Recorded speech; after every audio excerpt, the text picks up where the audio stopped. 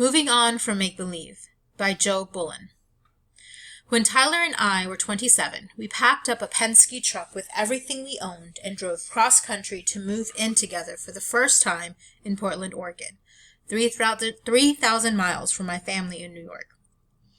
Our first stop was Ohio for our 5-year Kenyon College reunion, an all-day drive, and when those familiar Gothic buildings rose in the distance, I felt as if we were passing through history, as if around the next corner I might catch a glimpse of our younger selves. We stood in line for our room keys the way we did at freshman orientation, except this time our roommates were each other. We plunked our bags on the extra-long twin beds we had slept in years before, our legs twisted up together. Ohio was where we met, but not where we fell in love. Our junior year of college, I studied in England and Tyler in Budapest. When we realized we had the same week of spring break to fill, he emailed, "Come visit, we'll travel." I bought a plane ticket to Budapest. I knew I liked Tyler. I liked the boomerang-shaped lines that appeared around his mouth when he smiled, the dark hair that poofs out in every direction, the long, lean boyishness of his body. But it had been 8 months since I had seen him, long enough for him to become someone else entirely. On the plane ride, I thought, if I like the pants he's wearing, it'll be a good week. He wore corduroys, the dusky green of ferns, and I liked the way they hung on his narrow hips, so it was a good week. We backpacked down the coast of Croatia, ate pizza in small cafes, drank beer in the shade of plastic umbrellas, climbed through the ruins of a bombed-out hotel, and made out on the crumbling concrete floor overlooking the ocean. We rented a moped in Split, and when I crashed it, I paid the man at the desk with a fistful of colorful bills that seemed like play money. The whole week felt like make-believe. We were pretending to be a couple, pretending money didn't matter, pretending we could hop onto a bus and go anywhere on a whim. There was a moment during this week, standing in line to board an overnight bus, when I had a flash of understanding that my luck had been too good, that it was bound to run out. A few weeks later, I went home to New York, and within days my father called in sick with the flu. When the flu didn't subside, the doctors suspected a relapse of Lyme disease. When the test came back negative, they feared meningitis. When they did a scan to look for lesions, they found something worse. My father had a brain tumor the size of a golf ball, the doctor said. On the scan, I could see the white globe against the black background, a hole in one. The news got worse the days the tumor was malignant, aggressive, inoperable. He walked with a cane and then not at all. He repeated himself until there was nothing left to repeat. Then he just shook his head in disbelief that we could no longer understand his words. I completed my senior year of college in fits of studying, traveling home frequently. One evening, my brother and I walked our dad upstairs to bed, each supporting one side of his body. As we untied his shoes, he said in a rare moment of coherence, "I'm not going to make it, guys." He died a few weeks later, in early February. It was sooner than he had expected, and I was still at school. Tyler lay by my side in the narrow bed all night as I listened to Van Morrison on repeat.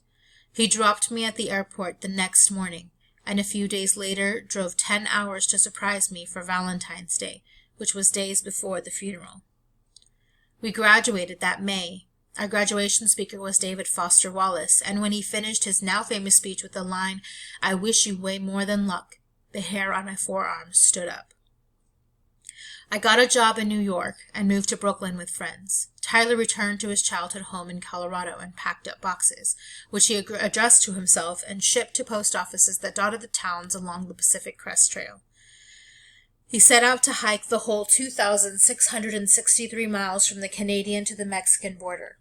And he did it. The little fat he had melting off along the way, the calluses on his feet thickening. He wrote me letters, frequently at first, but as the weeks went by, the letters slowed. The bony man who walked over the Mexican border after 5 months of hiking was a different person from the one who, before he left, had bought a pair of earrings I had admired in a boutique and mailed them so they'd arrive on my birthday. Even from far away, I noticed the change in him. His letters become stilted, and his words less tender. When I learned he had been near a payphone and not stopped to call, I knew I was losing him. His love was fading with each step south. By the time he set foot in Mexico, there was barely any sign of it at all. Tyler flew to New York after the hike. I took the air train out of JFK to meet him. I wore the low black heels I had bought for job interviews, though they pinched my toes. I wanted to signal to him that I too had changed. How could he be sure he didn't love me if he didn't know who I had become? We went for pizza one night. After dinner, he wanted to take a walk in Prospect Park, and I refused because it was dark and I had read about things that happened in city parks after dark. When I went to work the next morning, I left him sleeping in my bed. We both understood this was the end. It wasn't a breakup so much as a slow lowering of expectations. When he left New York, my heart ached.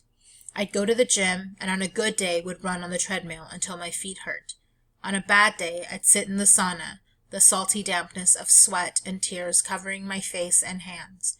I grieved for my father and for my lost love. The losses were all twisted up like vines of ivy running up a building. I could not untangle the two. I dated other people, got another job, then left that job for graduate school, and moved back in with my mother. I gave up my heels for flats. I learned through friends that Tyler had moved to D.C., to Iowa, to Steamboat Springs. When I heard he tried to kiss a friend of mine in a bar in Colorado, my heart broke all over again. But when he texted me one day, more than 3 years since we had last been in touch, and said, "If I called you, would you answer?" I wrote back, of course. He called, I answered.